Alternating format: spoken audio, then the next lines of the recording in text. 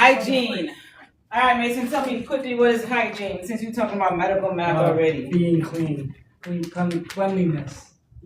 Cleanliness, like they say, is next to.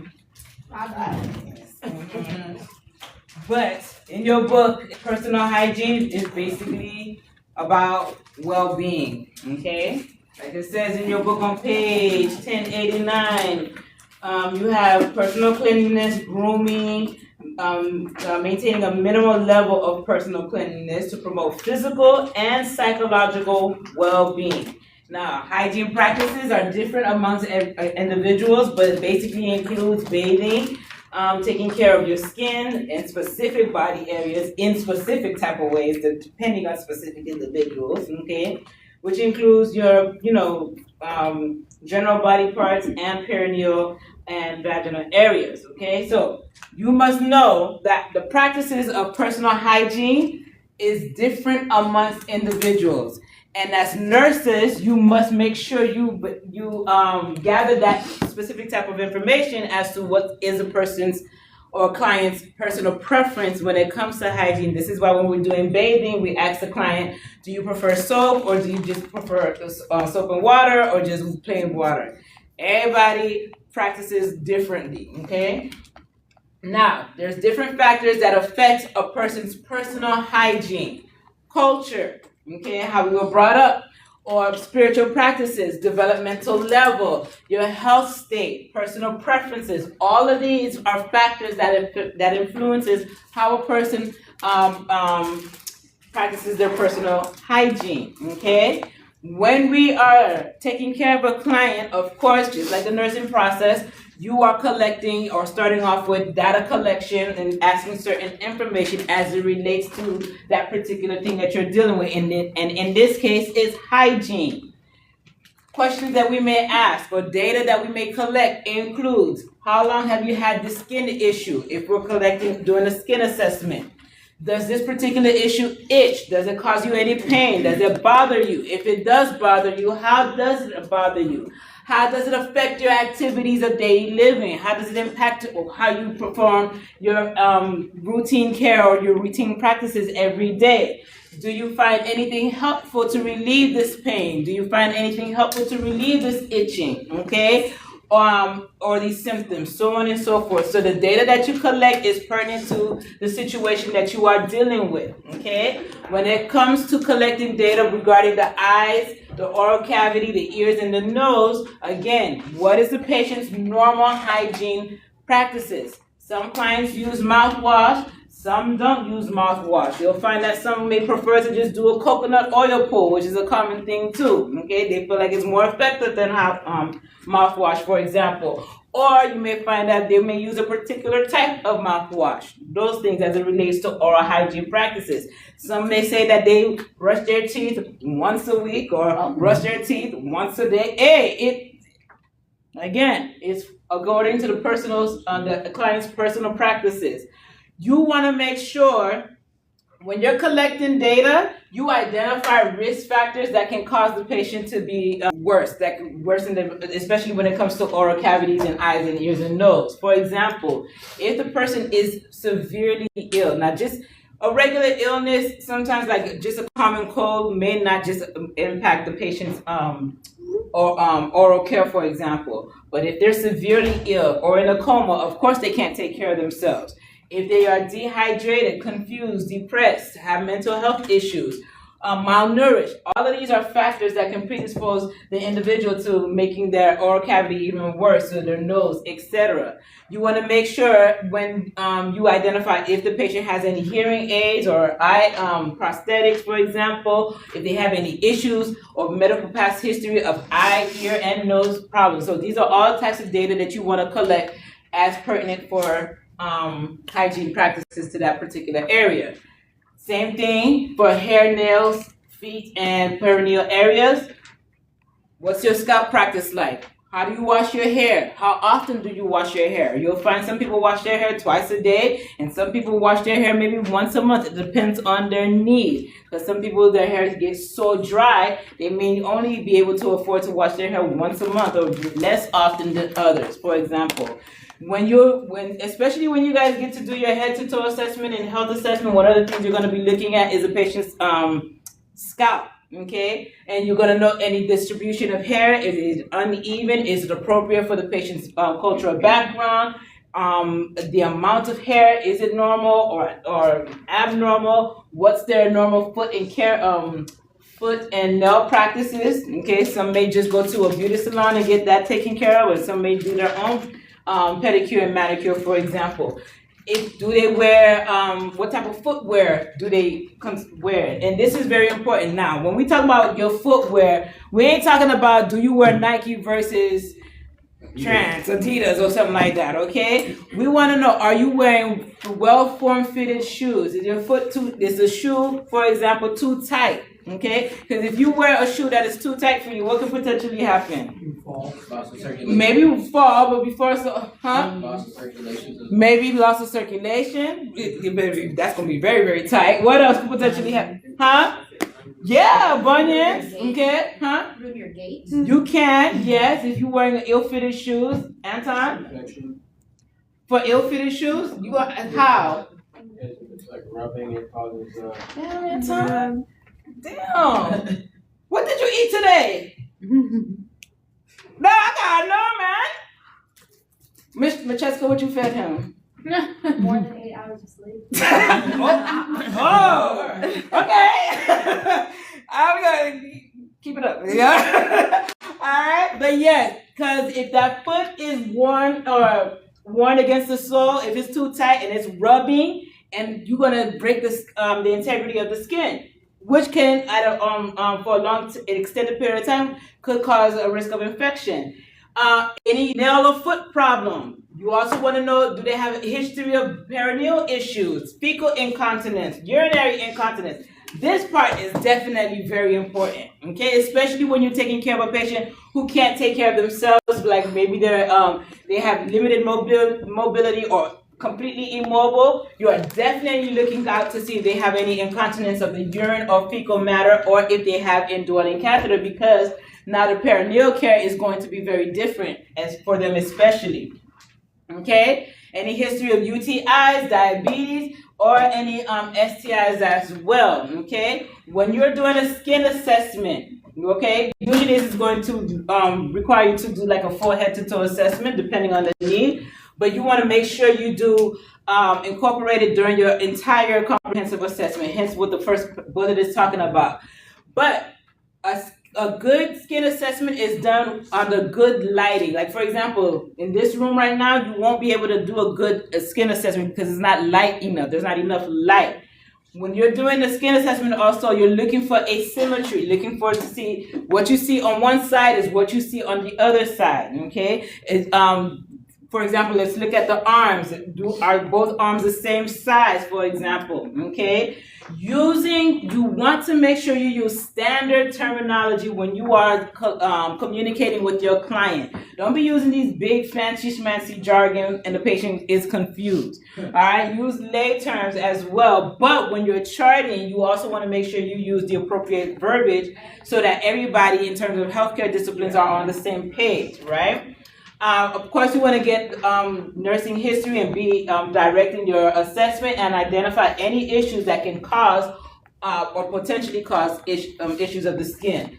When you're assessing the oral cavity, you're definitely looking at the lips, the oral mucosa, the teeth. Do they have teeth? Are they wearing dentures? Are the teeth in perfect alignment, etc.? What's their tongue looking like? All of these are some of the things that you would be assessing for when you're assessing the oral cavity. You also want to look at if they have any potential oral problems like cavities, dental caries, or periodontal disease like tartar, halitosis, stomatitis, because these could definitely tell you especially when it comes to halitosis, periodontitis, gingivitis, stomatitis, glossitis, chidosis, these are definitely telling you that the patient has some GI issue that warrants further investigation, okay? Anybody know what halitosis is? Because I ain't never heard of it. It's Bad breath. Damn, yes, bad breath. What could bad breath indicate? Besides, let's take a part that maybe they didn't brush their teeth or they ate onions. But health-wise, Periodontal. could indicate GI issues. What were you saying? Infection in the tooth.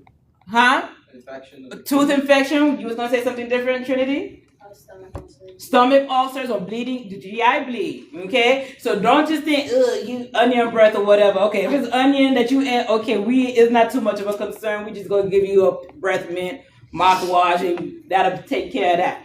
But if you have like a particular type of bad breath, okay, and it's not from eating certain foods, we may have to investigate that further. What is chylosis? Anybody ever heard of chylosis? Because I have no idea what that is.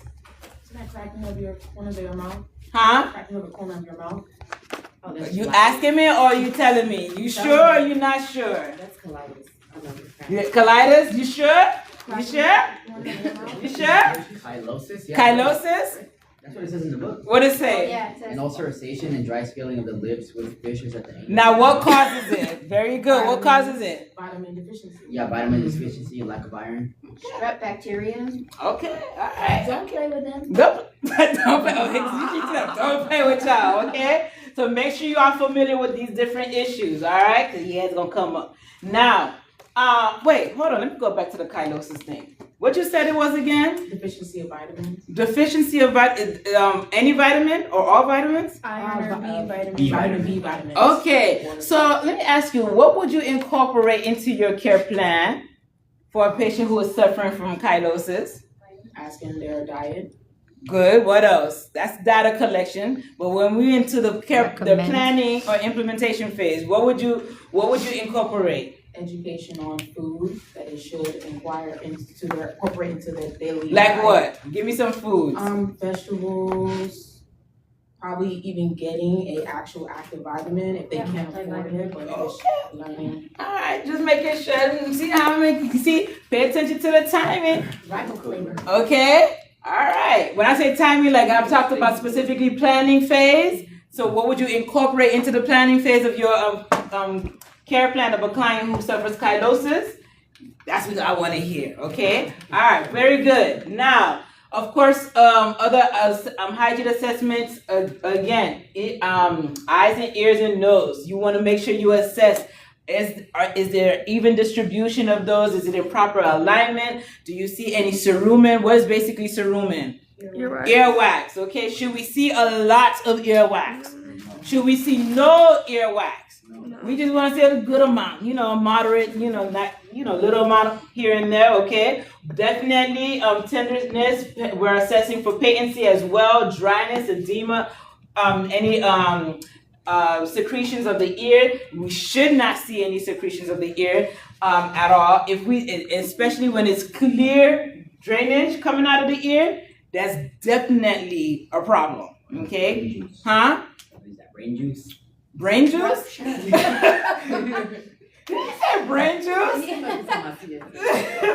Not brain juice. That's the first time I heard of that, okay? But clear discharge, which you'll learn in med surg, you don't need to know for now. That's like, it could indicate like meningitis or other neurologic issues, okay? Hair, you want to, again, I already talked about it. Make sure you assess for cleanliness, scaling, dandruff, pediculitis.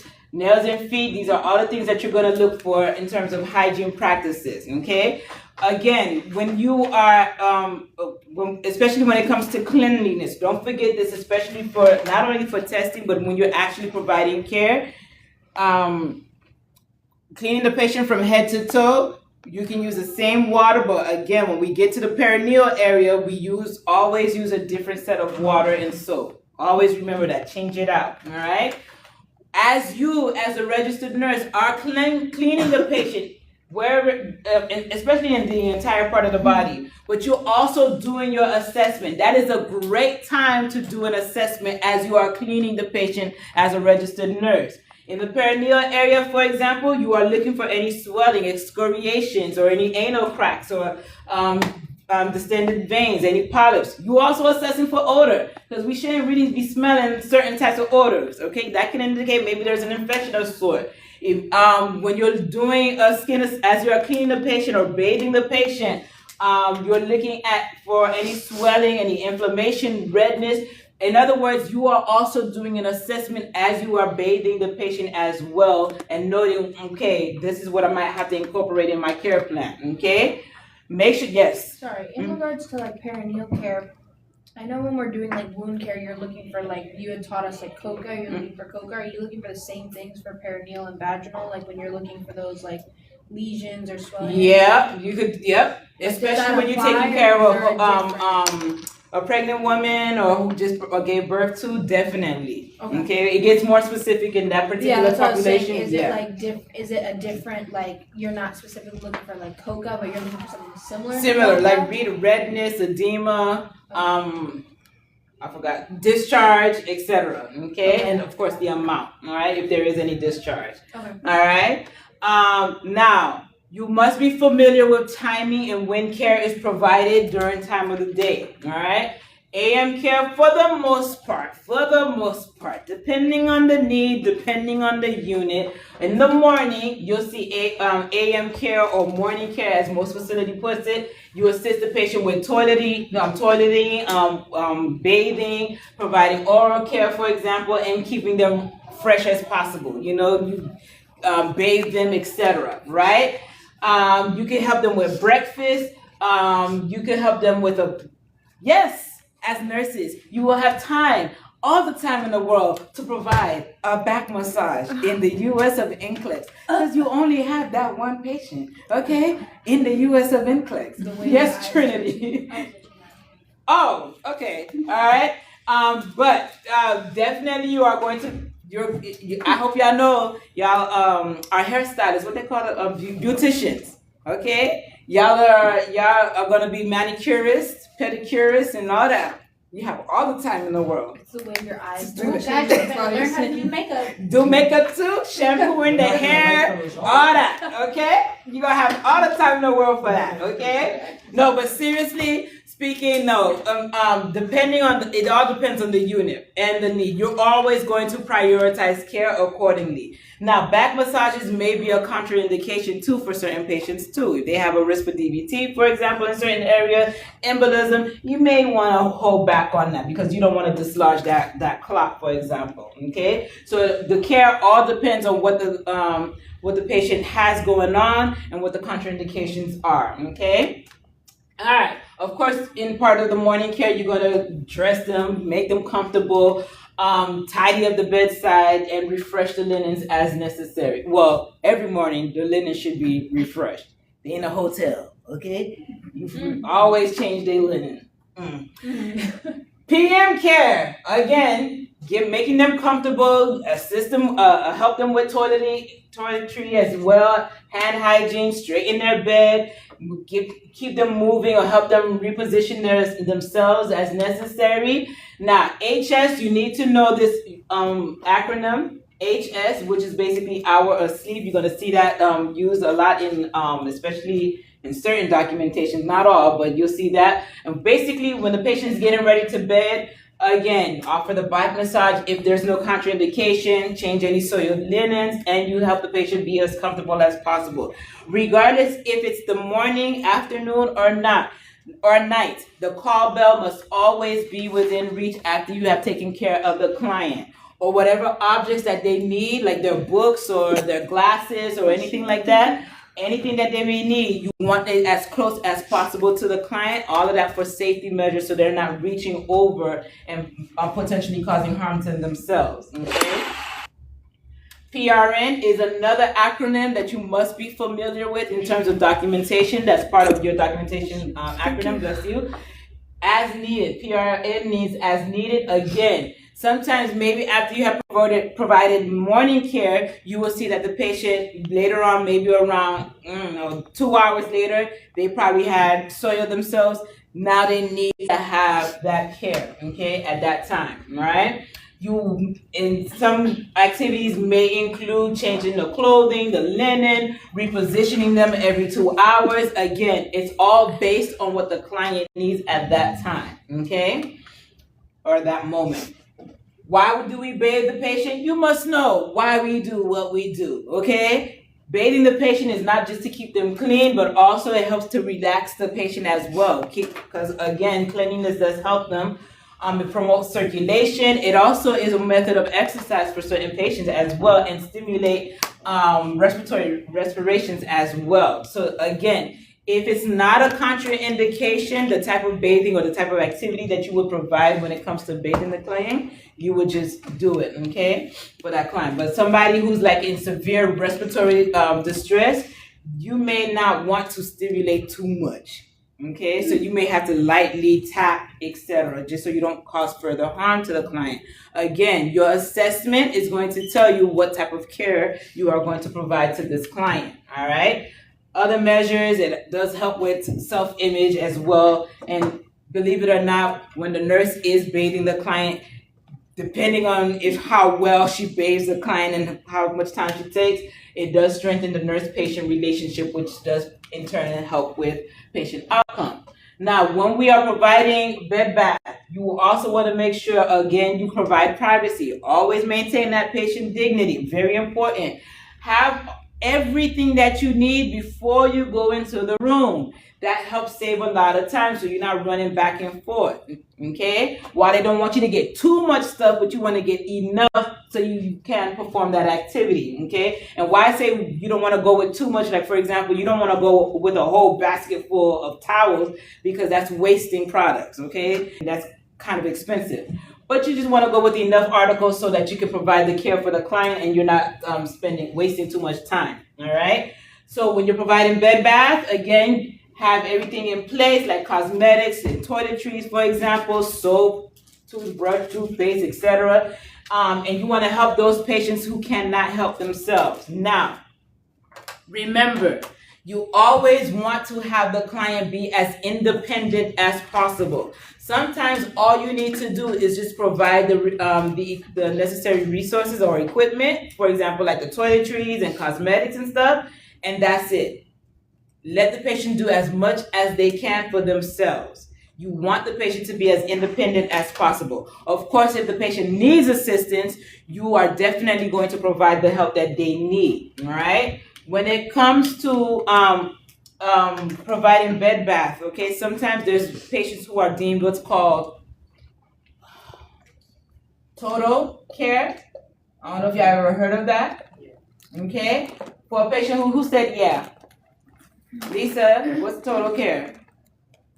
You're doing everything for the patient. The nurse is doing everything for the patient. Everything, all the bathing, all the care is for the patient.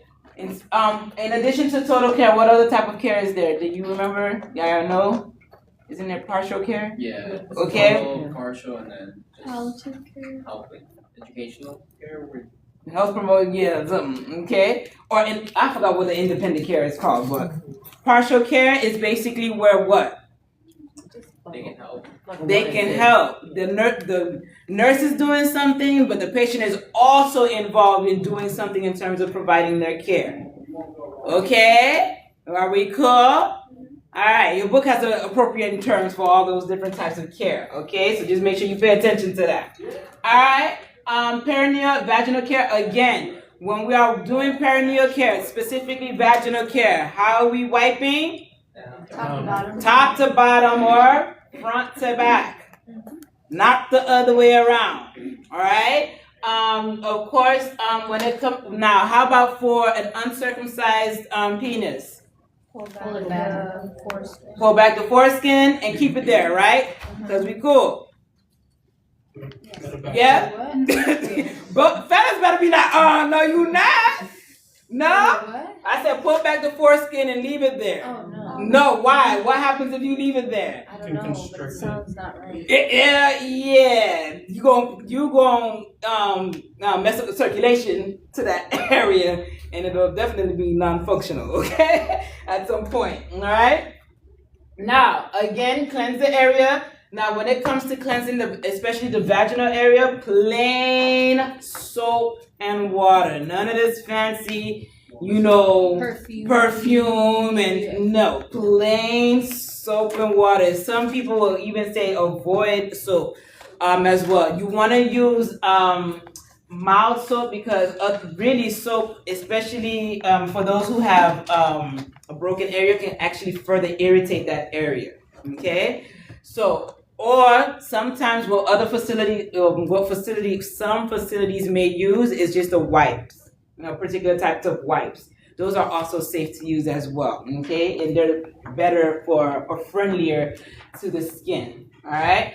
When you're performing perineal care, do it in a matter-of-fact and dignified manner, okay? Just I am performing perineal care. You don't have to be like using all these different types of baby-like jargon or whatever. I'm cleaning your bottom, or I'm gonna clean your vagina, etc. Are you okay with that? Always ask the client for permission to do so. Okay? And always see if they can do it themselves as well. Okay? If they can't do it themselves, let them. Alright?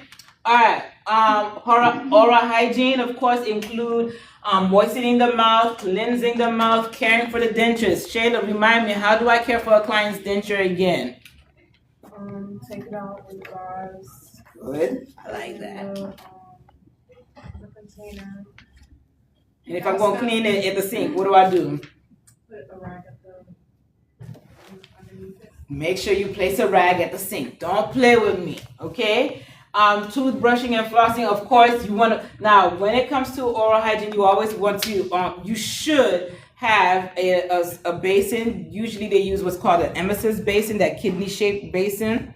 So you can allow the client to spit in. If the client is like completely in a coma, all right, but you still have to provide oral hygiene, sometimes you may have to use, instead of a toothbrush, you may use oral swabs instead. That's safer, and you can get, all the areas better, okay, if there's no contraindication. Again, mouthwash, when using mouthwash, if the patient suffers from dry mouth, I believe that's called xerostomia, if I'm not mistaken. If they suffer from dry mouth, we want to avoid mouthwashes, especially those that have alcohol in it, because it's going to further dry the skin or the mouth, the oral mucosa, causing more harm. Okay, so you may want to use another oral cleanser instead of mouthwash, just to keep the mouth clean. Okay, boom, boom, boom, boom, boom. We talked about chylosis, which I already told you what it is.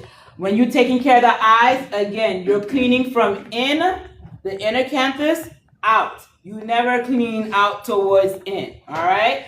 Normal saline, of course, every 4 hours if they have blinking problems or unable to blink. And of course, when you're caring for their glasses and contact lens, use it, take care of it as ordered, as indicated. Use the appropriate cloth, etc. Okay, for eyeglasses. Now, the ears and nose. Now, please, when it comes to cleansing the ears, do not be like me. Q-tip. Okay, Q-tip. All in that. Yeah, because So good. Hairpin. He's like, oh my gosh. Some people use feathers, for the feel. Don't ask me what it does. I try to, but don't make no difference to me. But don't use the hairpin to clean out the ear, even though it feels really good. It really does put you in another planet if you're doing it right. You know what I'm saying? But what are we supposed to teach our clients on how to properly clean your ear? Janaya, what's the proper method of cleaning your ear? Maybe if they use one of those like water, it's one of those that would push it out without you Ear irrigation. Yeah, the irrigation. Yes, Macheska. It's supposed to be a cloth around the finger and then just where your finger will go. Where your finger, yeah. If it ain't gonna go in the ear, leave it alone, okay? They actually also have ear kits too, proper ear kits where you're supposed to use an appropriate tool safely to remove the excess wax or whatever, okay? But do not, for the most part, you're not supposed to be sticking anything into the ear. Don't follow me, okay? Because I'm still doing it. All right? Now some people do end up have crusted secretions, all right, around the nose. You just simply use it, remove it with moist compress. That's it. Moisten your compress with either water or saline solution if you want to, and then that'll help alleviate removal, all right? Oh, and if they are using a hearing aid, because that definitely is going to come up on a test. Hearing aid, you must teach the client how to properly care for their hearing aid. Make sure they check for their batteries. When the hearing aid, for example, is not in use, remove the battery so it can prolong battery life. You want to teach the client to properly clean the hearing aid. If there's any earwax, for example, properly clean it with the approved solution for that device, and store it properly in the appropriate container so you protect that device, because those hearing aids are very expensive. Okay. So those are the main things. All right, hair care. Assist with it's pretty much self-explanatory. Okay, treat any manifestations like ridiculosis or ticks. Care for the beards and a mustache. Use appropriate solutions and whatnot. Now, this is the part that's important. If your client is on an anticoagulant, which is like basically AKA for blood thinner, you do not tell the patient to use the regular razors. Why, Jackie? Because you could get cut and then they'll bleed a lot. Okay, especially if they're on anticoagulants. So instead, now it says electric razors for patients on anticoagulant therapy. To be honest, I don't like the word electric razors. It's really clippers, because you have a single-use clipper in the hospital facility that they do use, and that is what they use to help, if we want to get rid of any unwanted hair. Also, we use the clippers too. Like, let's say for the patient, and we'll talk about it again when we do perioperative care, we use clippers for hair removal when the patient is getting prepped for surgery as well, not razors. We never shave the client. US of NCLEX, you never ever shave the client. When getting ready for a procedure, we clip. The appropriate term is clip. You clip the hairs, okay? But if there's no contraindications, no issues, not going for surgery, they're not on any type of anticoagulant therapy, and they're not a risk for harm, self-harm especially, you can go ahead and give them the regular razors. Are we cool? They actually do provide them in the hospital, okay? For those who are safe, it's safe for them to use those, okay? All right. We already talked about the nail and foot care. The main thing with regards to nail and foot care, when the patient is diabetic, especially if they're diabetic, we are not cutting their toenails. If they have especially diabetic neuropathy, for example, never ever, as registered nurses, cut their nails. Send them to the podiatrist. They take care of that, okay? If there's no contraindication, you can soak the nails and their feet to help with cleaning and trimming the nails. Yes, you can trim the nails if there's no contraindication. Because again, you have all the time in the world to do that. Why? Okay. You said never care for a diabetic patient. What if they have regular, they have control, nothing's wrong, they just needs a little, you can't do it at all? That's why I said if they have issues like diabetic neuropathy, you don't want to touch it. Okay, because you could cause further harm. There's it a specific. depends on the type of diabetes. Yes, the extent of let's just say how bad or how well controlled or poorly controlled the diabetes is. That was I was like, yeah. If they just, because I definitely have done. Well, just be careful too, okay? You're nice if you're doing all that foot care now. Oh, look at you. Okay. What else? Check for history of nail foot problems, the shapes, intact-ness, etc. Okay. Bedside safety. This part, now this part. You see how you do? Okay. All right. Don't play with her. Please. Swear. Don't play with me. Might be important. We can play Mario. Don't play with me, Carlos. Okay? When you are not beside the patient, your bed has to be how high? To the floor. Thank you. You see, you caught on. Okay, look at you.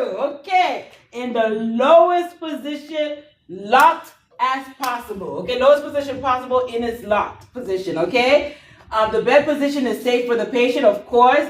You want to make sure that when it comes to bedside safety, that first of all, before the patient even gets into the bed, you want to make sure that that bed is even working properly. First of all, okay, all the buttons are working. It goes up and down as it's supposed to. The alarms are functioning properly, etc. Okay, side rails are raised if indicated and requested. Now let's go to the side rails.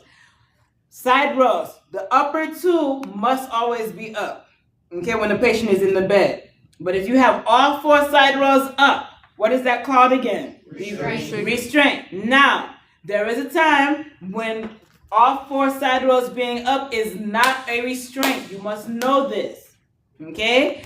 The only time all four side rails is not considered a restraint is when the client, number one, requests for all four side rails to be up, and they can demonstrate to you that they are able to manipulate the side rails. Because remember, restraint simply means you're restricting freedom of movement, right? But if the patient, because there are clients, even though the bed is in its low lock position, they feel like they're afraid of falling, so they would want all four side rails up. You are going to educate the client, okay, this is on all four side rails being up, and you are going to show them how to manipulate those side rails. If they cannot demonstrate effective use of the side rail, and there's no order for restraint, you're going to have to find other means of helping the patient feel safe in that bed. Are we cool? Okay?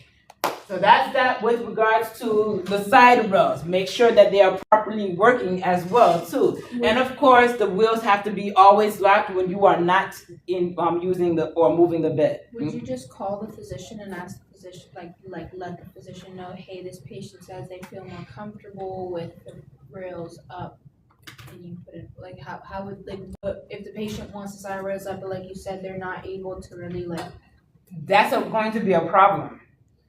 So the charge nurse supervisor, they're going to have to find alternatives to help with that client, because again, all four side rails being up is considered a restraint. If the patient cannot manipulate that the side rail at all, we're restricting their movement.